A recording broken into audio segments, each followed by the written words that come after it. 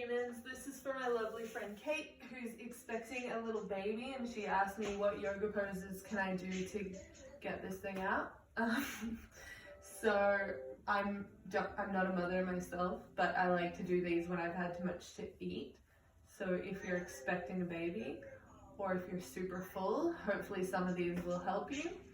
It's not a follow along class. I'm just going through the poses to show you what might be beneficial to you. Try and hold them for 3 to 5 minutes depending how long you've got. Let's get started. So first, I'm really big on rolling out the feet. So I use a therapy ball, 2 minutes each side, sometimes longer if they're feeling super tight.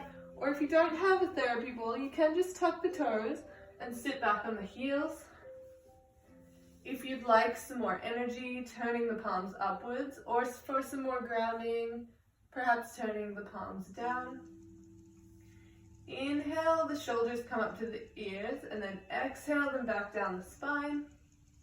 Do this a couple more times.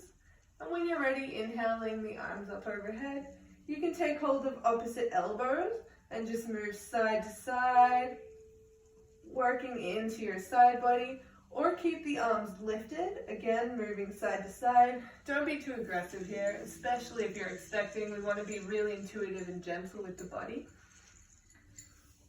And once you've done that a few times to open up the side, inhaling up and cactus the arms down so the shoulder blades move back down the spine. We're just trying to get our shoulders as far away from our ears as possible. When we're stressed, we hold a lot of tension, lifting the shoulders up towards the ears. I know it's been like a year of shoulder opening for me, and I'm just getting them kind of normal. I was very tight in my upper body. So try and do these every day. They're really quick. It's lifting the arms up and then back down, and it's just a reminder to get those shoulders moving down and relax. Sometimes you don't even notice they're tense until you get intuitive. Okay, enough talking. Once we've done that, we'll come into a super gentle wide-legged forward fold. So if you're working on middle splits or like a press or something like that, you're going to want to go a little bit wider, but we're working with pregnant ladies and people who've eaten too much for dinner. So move the bum cheeks back. Keep it really nice and moderate. You're still going to feel something in the hips here, maybe a release in the back body, depending where you hold your tightness. Bring blocks out in front of you and rest the forearms on the blocks. If you'd like it to be even more restorative, you can bring blocks in front of you and then a pillow or bolster if you're lucky enough to have a Nigel that gets you a bolster. And then inhaling, sit up nice and tall, drag the bum cheeks out of the way. Exhale the shoulder blades down the arms, and then fold forward to rest on your bolster. You can have the toes pointing or flex, or maybe just keep moving them around, whatever feels good. With the arms, we want to face the palms upwards. If we have them down, we often are gripping and holding a lot of tension. So keeping the palms open really reminds us to let everything go and get heavy and relax. So once you're here, try and check in with the breath, really tune in. Stay for about 5 minutes or so. And then we're going to come to a yogi squat. We're not going to do our yogi squat where we're coming and we're in the traditional sense of a yogi squat. We're going to use our props because they're our best friends during these overeating and pregnant times, and come to sit on the block. Have it long ways so each sit bone can come to ground on the block. Bring the feet as wide as you need. Some people prefer toes pointed a little more, some prefer parallel. See what feels good for you, and try and bring the triceps into the knees and the knees into the triceps as much as possible. And then bring the hands into a prayer position in front of your body. Imagine the shoulder blades hugging in towards one another and your chest lifting towards the ceiling. Even now I can feel a really big hip stretch going on. And that's exactly what we want. So just breathing here, again, checking in with your body, connecting the breath. Get really curious about how you're feeling, about where you're holding tension. You might want to rock side to side if that feels good. Stay here for about 3 to 4 minutes, longer if you desire. And then we're going to move onto our backs. Actually, first, we're going to come into Baddha Konasana. So again, moving the glutes or the fleshy part of your butt out of the way. Bring the feet to touch and either sit up on a block or a bolster so you can really keep that spine nice and long. I'm going to do that here. Bring the feet to touch and then bring bolsters under your knees for whatever height you need. This bolster is a little tall, as you can probably tell. So however open you are, go there. But don't make it aggressive. And when you're in Baddha Konasana, you want to imagine the knees moving out towards the sides of the room instead of down. So again, stay really chill. Sit up nice and tall if you're feeling like you want a bit more power. Or you can bring your other props. I was not prepared today. This is a one-take video. I don't do editing. I can't be bothered. But usually I use pillows and blankets and all of the things. You can even place a stool in front of you, something soft, and just rest your third eye on that hard surface. Again, 5 or so minutes in Baddha Konasana. And then coming to rest on your back.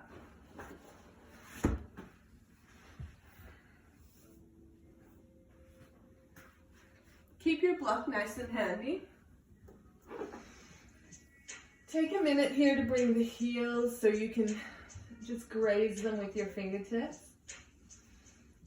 Bring your spine flat. You might like to take the hands and gently lift up the bottom of your skull so your spine can be nice and flat to the mat. Grab your prop, inhaling, lifting up into a little bridge so you're able to place the block right where your belt line would usually sit. Now, my pants are a bit high today, so it's a bit lower than that, but we want to make sure that you're not dumping into the low back at all. You can keep it on whatever height feels really nice for you. If you practice yoga often, you might like it a bit higher.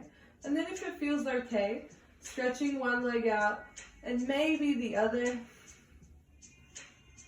Turn the arms open or even bring them into a goddess position. And just really relax. Even when I think about what's tense in my body, I can notice my quads are really turned on and my glutes. I want to let that go and just get a really nice stretch in the hip flexors here. When you're done with that, gently, one leg at a time, bringing your feet back to the mat. And then right away, lifting your legs up towards the ceiling. Coming into a legs up the wall pose. If you have a wall, you can literally use it. But if you've just got props and you like this variation, which I really do, make sure there's no pinching or any sensation in your lower back. This should be super easy. Usually when you're lifting your legs up towards the ceiling, there's a lot of core engagement. It's a bit more difficult. It shouldn't feel like that at all. Open your palms up towards the ceiling and just hang out. Let all the blood flow back down to your organs. I like to roll out my ankles or point and flex the feet. See what feels really good. Again, I could stay in legs up the wall all day, but this is nice and brief. Engage the glutes, engage the core to lift yourself up and remove that block. Now bring your feet about mat width apart. Arms come out to a T or into goddess and just let the knees drop over to one side. You might need to lift up your shoulder blades and gently move them to whichever side the knees are directed. And if it feels okay for your neck, you can turn your head over to the opposite side of your knees. When you're ready to move to the other side, face the ceiling again, inhaling strong through the core and exhaling, drop the knees to the opposite side. Again, you might need to shuffle your shoulder blades a little bit, really working to get the opposite shoulder down nice and close to the mat. Work out any tension here. If you'd like to keep it more active, keep your eyes towards the ceiling and just windshield wiper the knees side to side. We just want to work on a really, really passive, nice twist. When you're done with that, spine nice and long, you might need to move the skull again. Inhaling, coming into happy baby, holding on to the outsides of the feet, imagining your knees coming right into your armpit. You might want to stretch one leg out straight and then the other, or just staying really static. Again, this practice is about getting curious and intuitive about what it is you need. So go there. When you're done with that, bring your feet back down to the mat. Roll over to one side and with the strength of your hand, push yourself up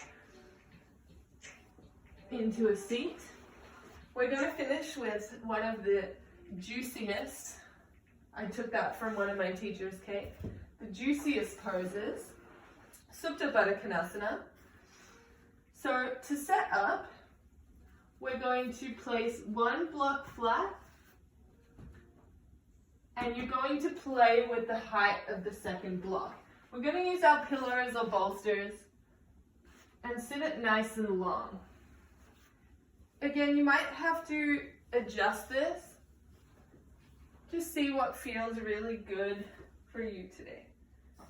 Bring your glutes directly in front of the pillow or the bolster.